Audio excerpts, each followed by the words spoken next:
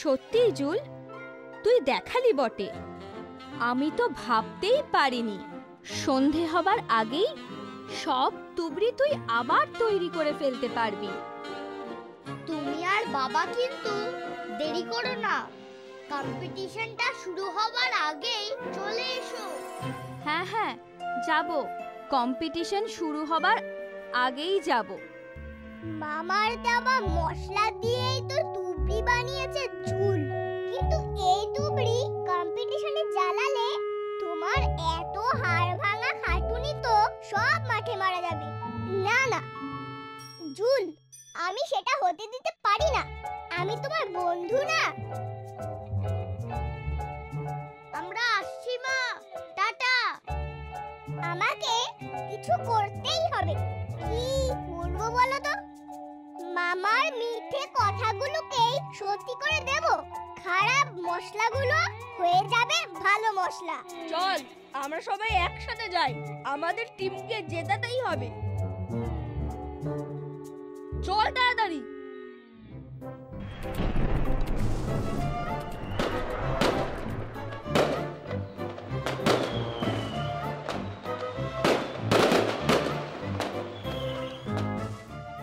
আজকের শুভ সন্ধ্যায় আপনাদের সকলকে সাদর আমন্ত্রণ।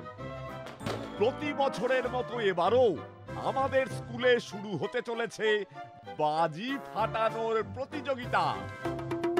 এই প্রতিযোগিতায় যারা অংশ নিয়েছে তাদের দুটো গ্রুপে ভাগ করা হয়েছে, গ্রুপ এ ও group B.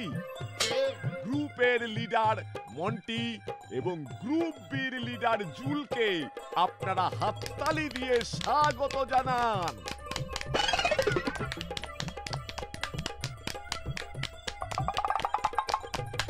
God bless you.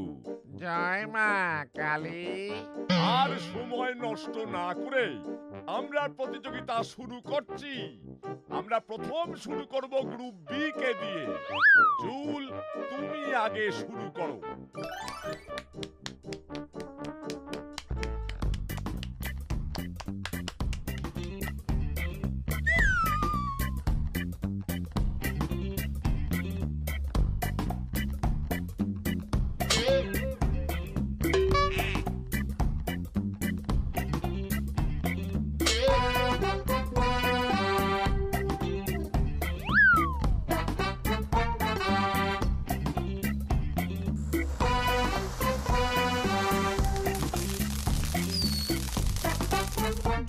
সব বাজি এরকম সুন্দর হয়ে গেল কি করে? Excellent, excellent.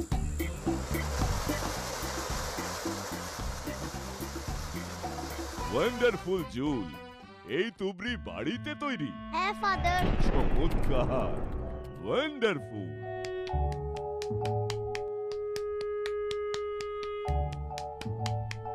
আমার বাজিটা জুলের থেকে ভালো হবে তো মামা?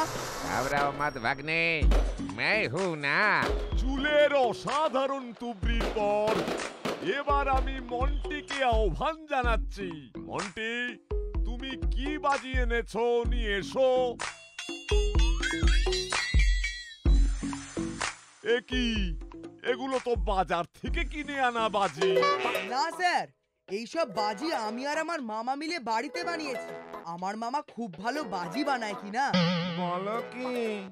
জয় মা কালী, এত সব বাজি তুমি ঘরে তৈরি করেছো? হ্যাঁ ঠাকুর মশাই, সব বাজি ঘরে তৈরি হয়েছে। বাজিগুলো জ্বালাতে শুরু করি, দেখবেন বাজির কি কারিশমা।